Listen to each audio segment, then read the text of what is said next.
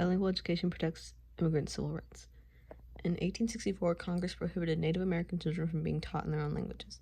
It took the U.S. government 70 years to overturn that law, and now they're at it again. The federal government and the states have taken steps toward banning bilingual education in several states, so we can in virtually every state.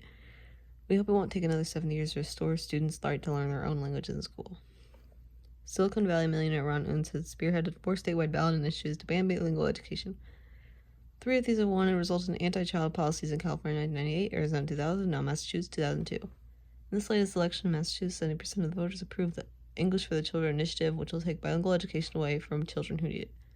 Ironically, Massachusetts was the first state in the nation to legislatively support bilingual education some 31 years ago. In Colorado, voters defeated a similar measure, 56% to 44% in November 2002, thanks to the hard work of bilingual education activists such as members of English Plus and the financial support of Pat Stryker, a wealthy parent whose child attended a 2-way bilingual program in Fort Collins. But such state referenda are just the tip of the iceberg. The Federal Elementary and Secondary Education Act, ESEA, includes significant anti-bilingual components that threaten bilingual students in all states, emphasizing English. The ESEA requires English language learners to take standardized tests in English within 3 years of entering the U.S. school system. Not enough time to gain academic English proficiency. This time crunch forces many bilingual schools to restructure their programs and emphasize English over native language instruction. In a mean-spirited way, many states have decided to implement these assessment regimes, makes them partners in the federal government's attack on bilingual education.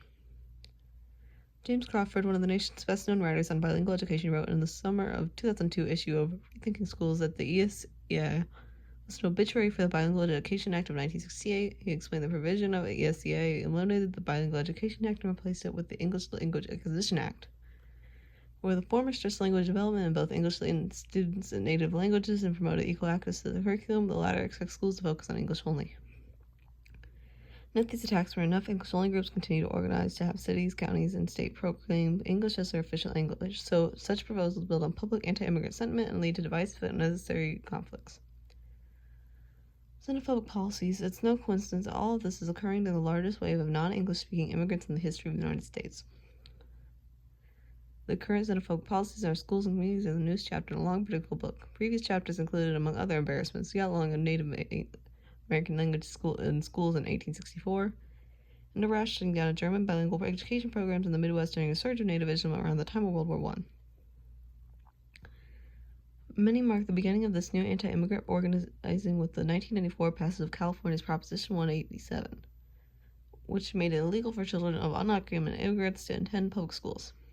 Fortunately, the federal courts ruled this law unconstitutional, and has since successfully dismantled bilingual ed in California, Arizona, and Massachusetts. Bush took the same side, using federal legislation to weaken bilingual education in those states that UNS has not yet conquered.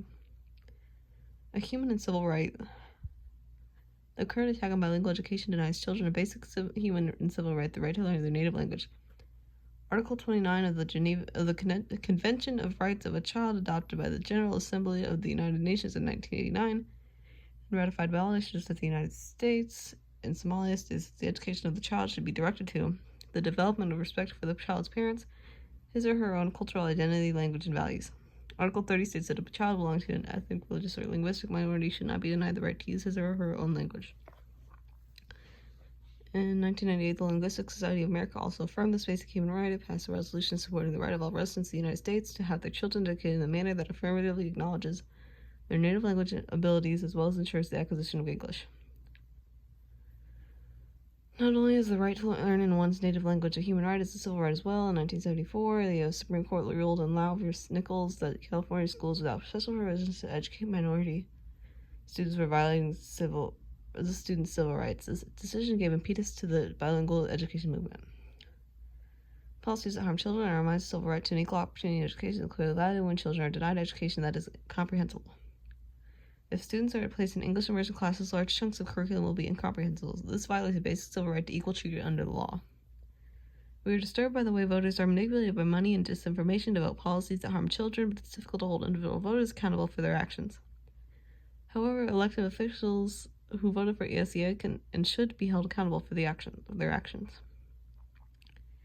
Any hope of overturning the current anti-bilingual policies begins with students, families, and educators. We need to show state and federal legislators how their discriminatory policies affect children and force them to change their positions before ESEA comes up for reauthorization.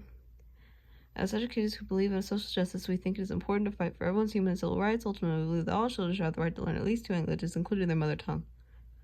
Throughout the world, children become bilingual, multilingual, and it is valued.